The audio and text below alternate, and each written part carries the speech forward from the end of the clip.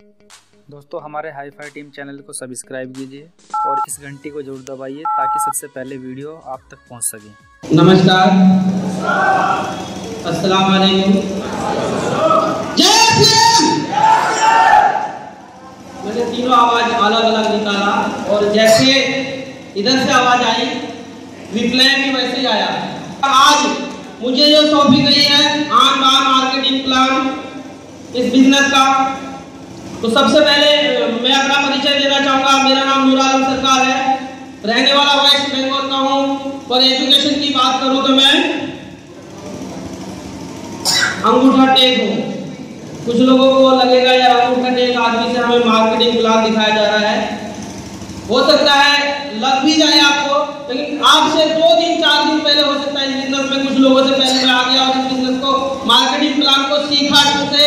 और मैं आज सौभाग्यशाली हूँ कि हमारे गुरुदेव जितने भी हैं वो मेरे को मौका देते हैं कि मार्केटिंग प्लान आप ही करेंगे। तो मैं चाहूँगा जो ड्रेस कोड मेंटेन कर रहे हैं 7 आदमी प्लीज मेरे हेल्प करने के लिए स्टेज पे आ जाएं।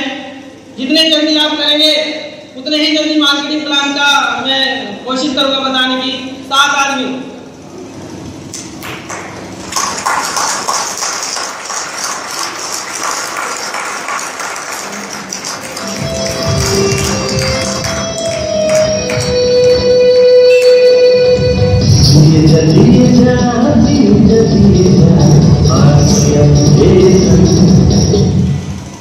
इस बिजनेस को मैंने क्यों शुरू किया? क्यों मैं बहुत अमीर था। जानना चाहते हैं क्या? कितना अमीर था जानना चाहते हैं क्या?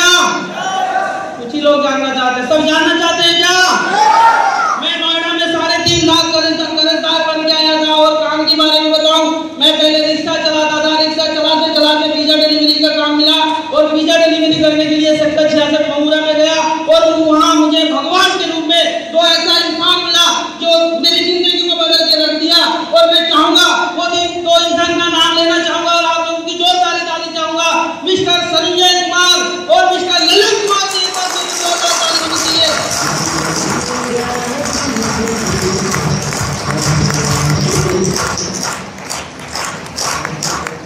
जैसे मुझे उन्होंने प्लान दिया वो प्लान मेरे दिमाग में जिंदगी भर नहीं, मेरे दिमाग में नहीं, मेरे परिवार के कोई भी ऐसा इंसान नहीं होगा कि जिस दिमाग से इस प्लान निकल जाए। मैं कोशिश करूंगा, प्रयास करूंगा, जो प्लान मेरे को मिला था वही प्लान मैं आप लोगों के सामने शेयर करना चाहता हूँ। आप लोग जहाँ सही लगे वहाँ हाँ बोलना है, जहाँ गलत लगे वहाँ ना बोलना है।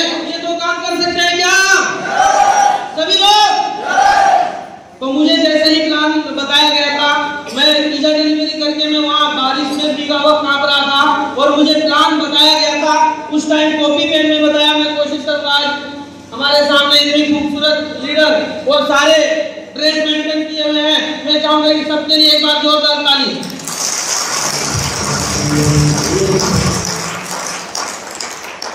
तो साहब हम आम इंसान जो अभी हमारे बीच में एक बहुत खूबसूरत लीडर मैं उनको देखता हूँ तो मेरा दिल बहुत खुश होता है।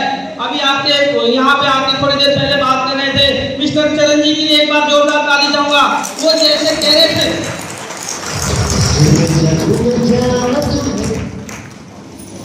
देखो साहब, जैसे बोले थे टीचर भी इस बिजनेस में है, खेती बाड़ी करने वाले भी हैं और मैं सामने खड़ा हूँ रिक्शा चलाने वाला व्यक्ति भी आपके सामने है। तो यहाँ लगभग सारे किस्म के लोग हैं और इस बिजनेस को करना क्यों है? जब तक बिजनेस प्लान को नहीं देखेंगे तब तक हमें समझ में नहीं आएगा इसको करना क्यों है। तो मैं जब गया था मुझे उन्होंने बताया था कि इस बिजनेस को आप क्यों करेंगे। तो साहब हम सब आम आदमी पैसे सभी कमाते हैं साहब, पैसे कमा के पैसे को कोई दाल रोटी की तरह नहीं खाया जाता। पैसे का खर्चा करना बहुत जरूरी है। पैसा खर्च करने के लिए हम कहाँ जाते हैं? हम क्या बनते हैं? मैं थोड़ा ऊंचा सुनता हूँ, कहा क्या बनते हैं? ग्राहक या कस्टमर। और कस्टमर का फुल फॉर्म मुझे जो समझ में आया, कष्ट से जीने वालों को कहते हैं कस्टमर। और हम कस्टमर से हैं और कस्टमर ये साहब कस्टमर है। और कस्टमर को कुछ भी सामान खरीदने की जरूरत पड़ती है तो वो कहाँ जाते हैं? पास के दुकान में या बाजार में। और पास वाले दुकानदार होते हैं और माल बनाते कौन है साहब? कंपनी। ये कंपनी के मालिक हैं, देख लीजिए, इनके पैसे वाले होते हैं कंपनी वाले, वो मुस्कुराते हैं कि सामान मैं बनाऊंगा और आप लोगों को कष्ट से ही। समझदार आप हैं, सब जानते हैं। अब कस्टमर कुछ भी सामान खरीदते हैं, वो जाते हैं पास के दुकानदार पे। क्या पास वाले दुकानदार माल को बनाते हैं क्या? सहमत है सभी? क्या पास वाला दुकानदार डायरेक्ट कंपनी चले जाते हैं क्या? इनकी मजबूरी होती है। इससे बड़े दुकानदार जिसको कहते हैं होलसेलर, जो थोक विक्रेता होता है, और थोक विक्रेता के बाद थोड़ा सा पैसा होता है, ये थोक विक्रेता है साहब। और ये जो छोटे दुकानदार या थोक विक्रेता ये सब माल बनाते हैं क्या? नहीं बनाते। तो ये क्या करते हैं? इससे बड़े जिसको हम कहते हैं डिस्ट्रीब्यूटर, जो पूरे जिला में एक डिस्ट्रीब्यूटर होता है, और डिस्ट्रीब्यूटर के पास बहुत सारे पैसे होते हैं, ये डिस्ट्रिक्ट डीलर बन जाते हैं। क्या ये घर पे सामान बनाते हैं क्या? और डिस्ट्रीब्यूटर क्या करते हैं? सीधा एजेंट, कैरिंग फॉरवर्डिंग एजेंट, वो सामान कंपनी से कैरिंग करके आगे फॉरवर्ड कर देता है। उनके पास कुछ ज्यादा ही पैसा होता है, और ये कैरिंग फॉरवर्डिंग एजेंट के लिए करोड़ों अरबों रुपए लगाना पड़ता है। तो ये करोड़ों अरबों रुपए लगा के ये कैरिंग फॉरवर्डिंग एजेंट बनते हैं, और माल बनाते हैं कौन सा? कंपनी। और कंपनी माल बनाने के बाद में कुछ भी माल बनता है तो हमें पता कैसे लगता है साहब? प्रचार के माध्यम से, एडवर्टाइज के माध्यम से। और एडवर्टाइज करने वाला तो एक हीरो होता है, सुंदर दिखने वाला होता है, और वो कुछ भी बोलता है। अभी मैं बताने वाला हूँ, आप समझ के रिएक्ट करना। अब वो एडवर्टाइज वाले थोड़ा सा आगे हैं साहब। ये देखिए, ये अभी मान लीजिए शाहरुख खान, अमिताभ बच्चन, कुछ भी मान लीजिए इनको, ये आते हैं और आके कुछ भी सामान बनता है, कंपनी इनको इतना प्रोत्साहित कर देते हैं, भाई तू मेरा सामान जितना आगे मार्केटिंग में सेल करवाएगा, तेरे को भी कुछ ना कुछ परसेंटेज मिलेगा। और ये बोलते हैं मेरे सुंदरता का राज क्या है? साबुन। अगर साबुन लगा के आदमी गोरे और सुंदर हो जाते तो हिंदुस्तान में काले आदमी और असुंदर आदमी क्यों है? होते हैं क्या? क्या आपको लगता है जो हीरोइन बोलती है मेरे सुंदरता का राज ये साबुन है, अगर साबुन लगा के गोरे होते या सुंदर होते, हमारे तो नहीं हुए साहब। और क्या लगता है जो कंपनी में साबुन बन गया, वो साबुन क्या ये एडवर्टाइज करके उसकी क्वालिटी को चेंज कर सकते हैं क्या? क्वालिटी तो नहीं चेंज हो सकता। सिर्फ ये इनको जानते हैं पूरी दुनिया, इसलिए जानने के खातिर ये झूठ झाट कुछ भी बोलते हैं और हम मान लेते हैं, और उसकी जैसे बनने के लिए जिंदगी भर उस साबुन को खरीदते हैं। और हम तो नहीं बनेगा गोरे और सुंदर, लेकिन एक और ऐसा बिजनेस आया हुआ है जो सिर्फ तन से नहीं मन से आपको चारों तरीके से सुंदर बना के दिखाएगा। और वो वैसा ही एक रिक्शा वाला को यहाँ पे लाकर खड़ा कर दिया। क्या जानना चाहते हो क्या है? अब सब यहाँ देखना, यहाँ अगर कुछ भी सामान 50 रुपए में बनता है, आप समझदार हैं, इस कस्टमर को पहुंचते पहुंचते कितना हो जाता है? तो 50 रुपए इनके बच्चे को पालने के लिए कमा रहे हैं क्या? आप समझदार, आप समझ सकते हैं। एक मिनट सोच के देखिए, अगर एक इंसान का 100 रुपए में 50 रुपए एक बिचौली वाले पे चला जाता है, आप समझदार हैं यहाँ पे कितने सारे आदमी हैं? अगर एक 100 रुपए में 50 रुपए चला जाता है तो हिंदुस्तान में कितने सारे आदमी हैं? हम कितने पैसे को बर्बाद कर रहे हैं बीच में? क्या चाहते हैं बर्बाद करना? अगर एक सिस्टम ऐसा है, उस सिस्टम के माध्यम से अगर ये 50% पैसे हमारे घर पे आ जाए तो लेना चाहते हैं क्या?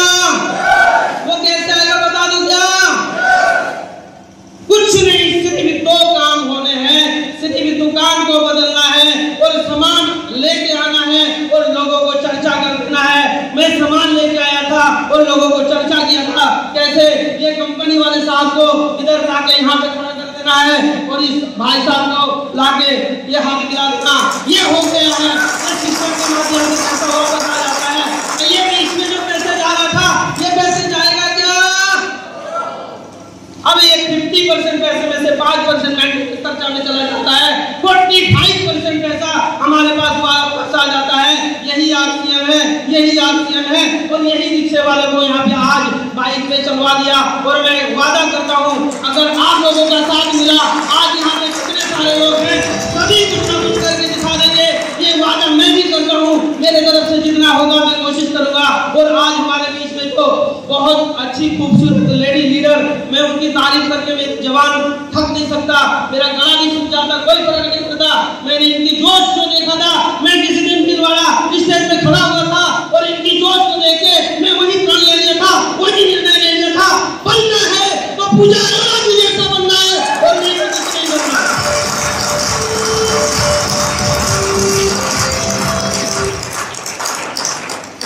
तो सामने मैं हम लोगों की जोरदार ताली के बीच में इन किचोलियों को जोड़ने की सलाह दूंगा और आप लोग जोरदार ताली बजाएं।